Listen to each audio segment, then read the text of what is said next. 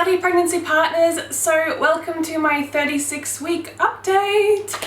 Not long left now, which is very exciting. I am a little bit late with this update, so please excuse that, but I have had a lot going on. So this week's update is going to be a little bit different. I'm going to do it sort of every day, what has happened, and yeah, there's just a lot to talk about, so I feel like that's the easiest way to do it.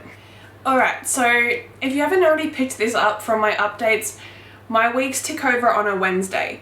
So starting on Wednesday, basically nothing really happened. Just tired, exhausted, all the usual stuff, nothing too exciting. Thursday I had my growth scan, and that was in the morning. And basically it didn't go sort of as well as I had hoped. I was very nervous for this scan because in my last scan he was measuring a week behind.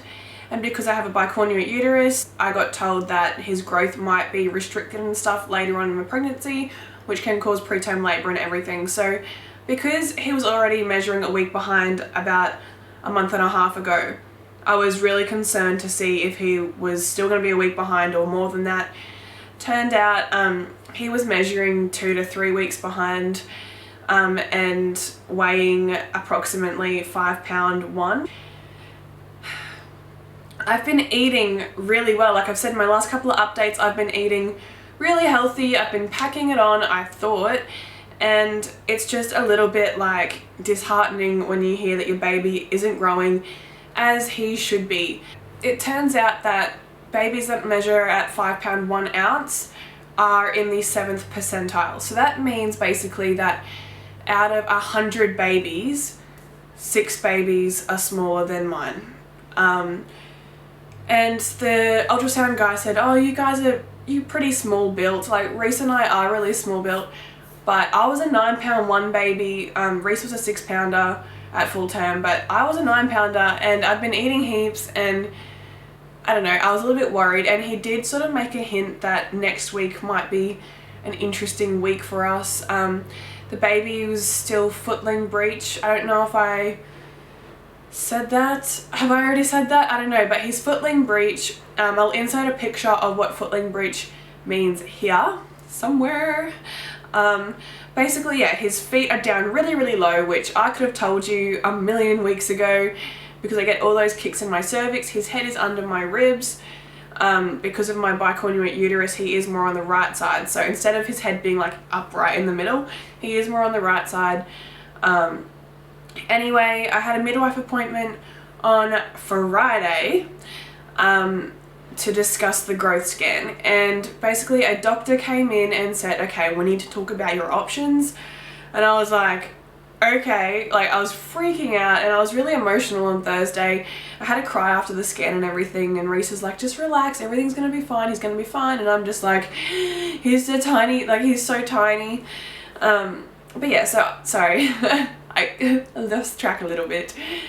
On Friday, we had a midwife appointment, and the doctor came in and said, we need to discuss your options. Your baby is breech. And I said, I know. She said, it has here that he is complete breech. And I said, well, that's funny because we saw in the ultrasound that he's footling breech, and the ultrasound guy actually told me that he was footling.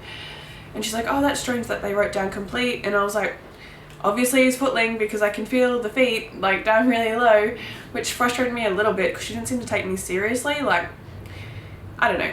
I said, like, I'm concerned about his growth. Like, does this mean that he's sort of stopped growing? Should we get him out sooner? I said that I decided that I wanted to have an elective cesarean, and the problem with having an elective cesarean, she said, was that they don't do them any sooner than 39 weeks. And that baby will probably want to come out before 39 weeks, especially if he has stopped growing or there is some restriction there, he's not getting the nutrients that he needs. I said, okay, so the only way I can have a cesarean is 39 weeks. And basically she said, yes, but there is another option. And I said, okay. She said we could try to turn him externally through an ECV. Like, I wasn't very keen on the idea because I had heard that ECVs are very dangerous if you have a bicornuate uterus and if you have a footling breech baby. So I was asking her questions and like you know, I was a bit hesitant, but the doctor and the midwife both kind of like twisted my arm and said it would be the best option, because that way they could induce me at 38 weeks and I would have a natural birth if it was successful. There was about a 50 to 60% chance of it being successful. Anyway, so I was like, okay, we'll do that, because I have always wanted to have a natural birth from the start, and if I can have the baby here at 38 weeks instead of 39 weeks, that sounds good. So they booked me in for that on Monday. Anyway, I went home and I was kind of just like, I don't know, dissatisfied, I suppose. Like I was kind of like, okay, we just got to wait till Monday now. Saturday, I had my sister-in-law's 21st birthday. I didn't have any contractions. I had a really, really good night.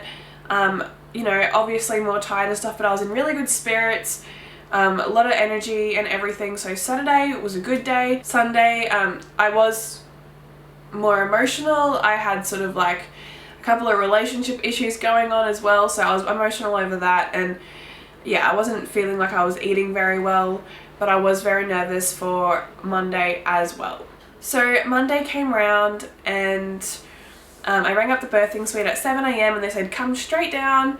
So did that, and basically that I'm going to do another video just on the ECV experience, because it wasn't a very good one, but it was unsuccessful, which meant that I would have to have a cesarean. So that was my last option.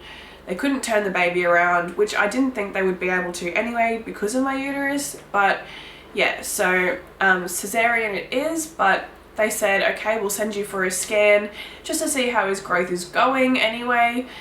And they booked me in for next Monday for my midwife appointment. So on Tuesday, we went down and had this ultrasound, and basically they didn't measure him at all. They only checked like the umbilical cord, his heart, his brain, that kind of stuff, and said he looks like Bubs looks good, but we can't measure his growth because it's been like it's got to be more than 10 days between scans. I was like, I'm just confused because I got told that I was sent for this scan to check his growth, and he said, oh well, yeah, we can't basically tell you how he's growing because it can be inaccurate when it's that close together. So basically I felt like that scan was kind of not productive at all and kind of a waste of time. Like, I know that he's been fine because I've been feeling a lot of kicks and a lot of hiccups and everything. Like, I know he's fine because he's moving a lot, but I'm so worried about how he's growing, and that's all I really wanted to know, and didn't even get to find anything out. Basically, that is my 36th week wrapped up. So there was a lot of hospital visits and stuff,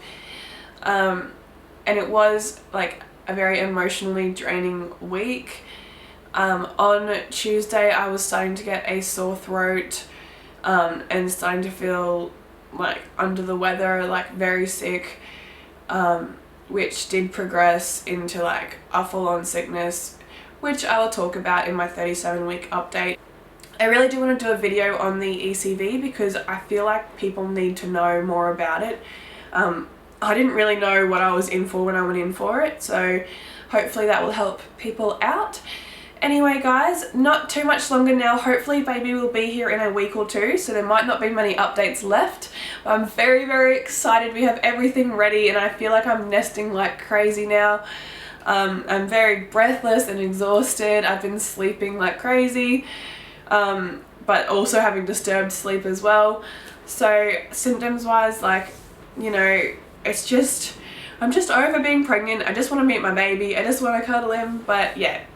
So I'll catch you very, very shortly. My ECV update should be going up tomorrow, and I will talk to you then. Bye guys.